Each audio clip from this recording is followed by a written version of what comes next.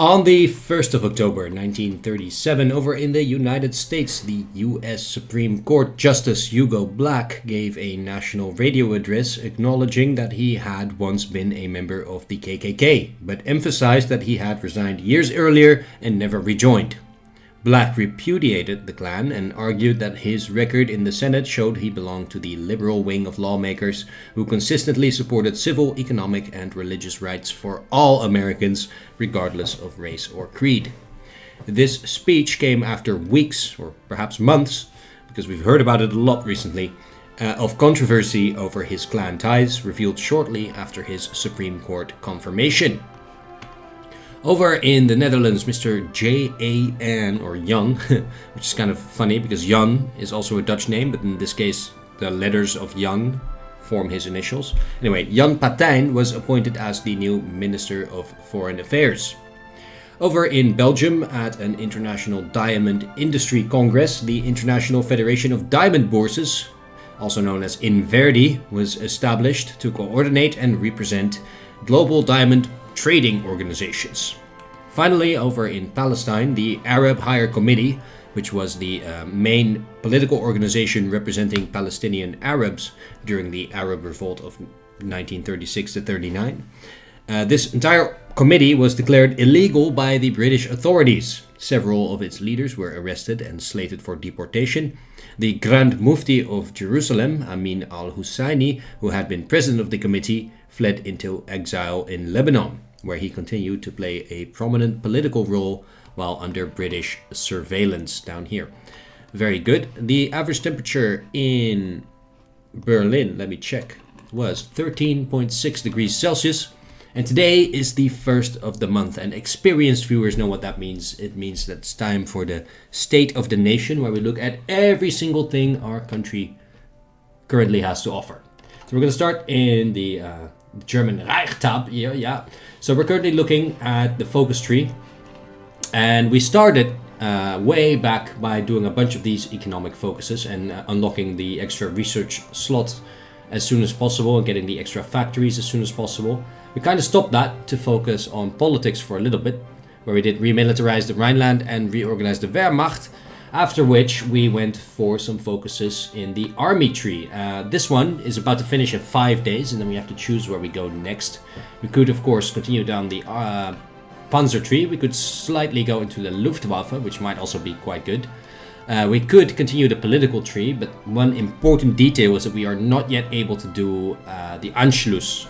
Our army is not large enough, and I think sometime in November, we might get it this month, but I think sometime in November we'll get an event, and from then on the requirements for Anschluss will start declining over time, such that it roughly approximates the historical time frame of, like, I don't remember exactly which month, but like March, April, May, sometime next year.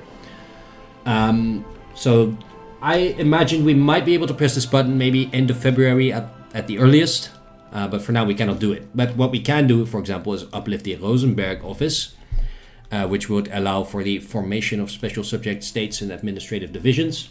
Or we could go for something like, there was another one I think. Bribe senior officers, where we get leader experience gain reduction, but promotion cost reduction as well.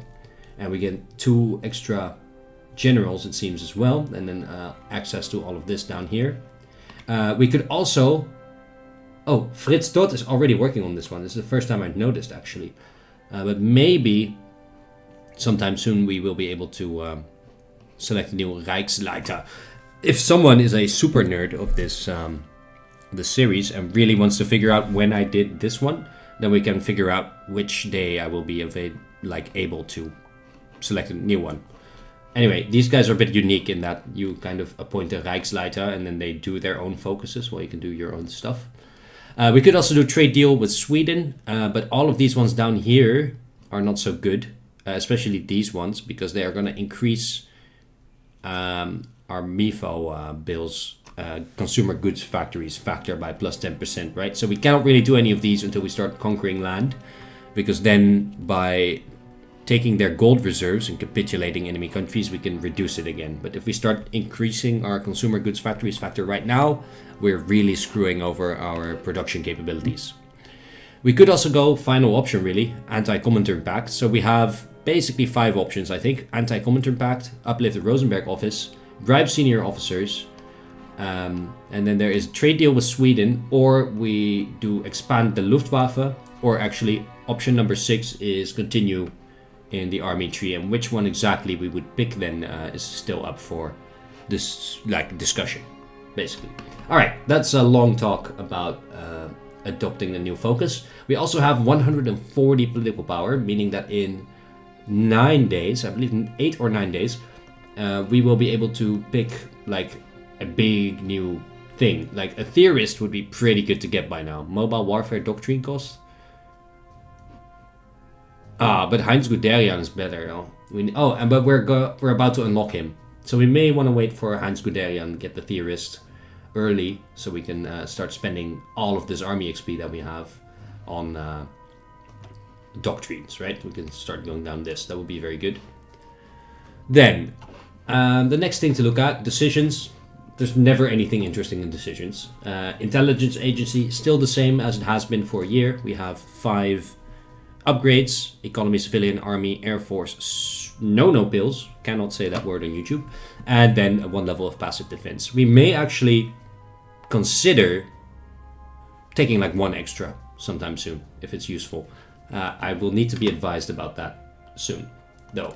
Research, we will not have anything finished in October, but this is what we're working on, so there's no point really thinking about it too hard now, because next month we'll have time to discuss it, and even the month after that still as well, because the first one to finish will be at the end of next month, so at the end of November.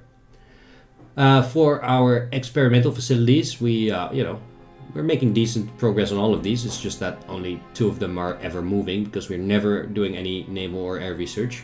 Also, we don't even have the facilities yet. We are working on them though. International market, let's see what we can buy these days. Oh, there's more and more countries selling stuff. Now we can buy infantry equipment from Peru, for example, if we would feel the need.